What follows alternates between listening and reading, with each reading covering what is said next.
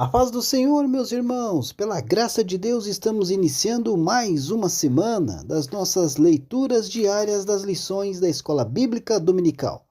E chegamos à última lição deste terceiro trimestre de 2024, onde estamos estudando o tema O Deus que governa o mundo e cuida da família, os ensinamentos divinos nos livros de Ruth e Esther para a nossa geração.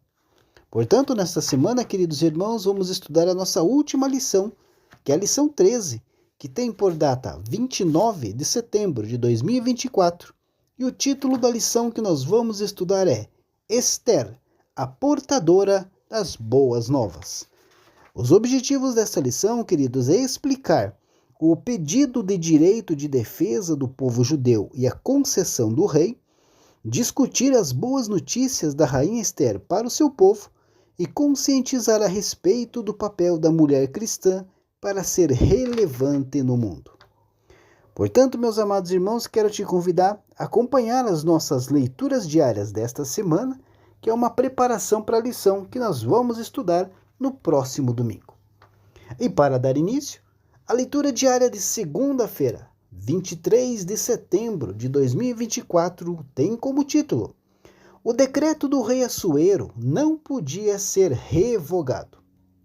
O texto bíblico encontra-se no livro de Esther, capítulo 8, versículos 7 e 8, que diz assim: Então disse o rei Assuero à rainha Esther e ao judeu Mardoqueu: Eis que dei a Esther a casa de Amã, e a ele penduraram numa forca, porquanto estender as mãos contra os judeus. Escrevei, pois, aos judeus, como parecer bem aos vossos olhos, em nome do rei, e selai-o com o anel do rei, porque o documento que se escreve em nome do rei e que se sela com o anel do rei não se pode revogar. Queridos, a morte de Amã, arqui-inimigo dos judeus, não invalidou o decreto feito contra eles. A escritura que se escreve em nome do rei e se sela com o anel do rei não é para revogar. A prova disso é que nem mesmo o próprio rei poderia revogar o decreto que fora feito e selado em seu nome pelo mau ministro. Mas havia uma forma pela qual a maldade de Amã, o efeito do decreto, poderia ser anulado. Em resposta ao desejo de Esther de salvar o seu povo, o rei deu a Mardoqueu o poder de primeiro-ministro para fazer ali um decreto em favor dos judeus. Essa proclamação permitiu que usassem qualquer meio necessário para se protegerem contra os seus inimigos, se fossem atacados. Escreveu-se um edito aos sátrapas e aos governadores e aos maiorais das províncias, os oficiais em todas as 127 províncias do Império Persa. E neste novo decreto, os judeus ganharam um direito para o dia estabelecido para a destruição. O rei concedia aos judeus que se reunissem e se dispusessem para defenderem as suas vidas e para destruírem e matarem e assolarem a todas as forças do povo e província com eles apertasse.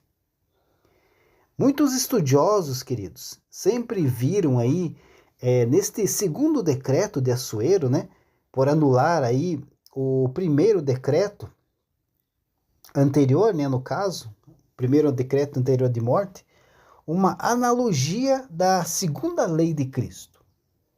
Esta, queridos, é a lei do Espírito da vida em Cristo Jesus, que liberta aqueles que pela fé receberam a lei do pecado e da morte, conforme está em Romanos 8:2. Também, ao enviar ali rapidamente os mensageiros pelas províncias, para proclamar ali em toda parte o novo decreto e levar uma oferta de vida aos judeus amaldiçoados, é feita também uma analogia com o efeito que chega a todos os verdadeiros cristãos, a fim de se apressarem a enviar a mensagem do Evangelho. A ordem é ir a todas as partes do mundo. Então devemos enviar as boas novas de que, apesar da maldição do pecado, Deus amou o mundo de tal maneira que deu seu Filho unigênito, para que todo aquele que nele crê não pereça, mas tenha a vida eterna. Deus abençoe a sua vida e uma ótima segunda-feira a todos.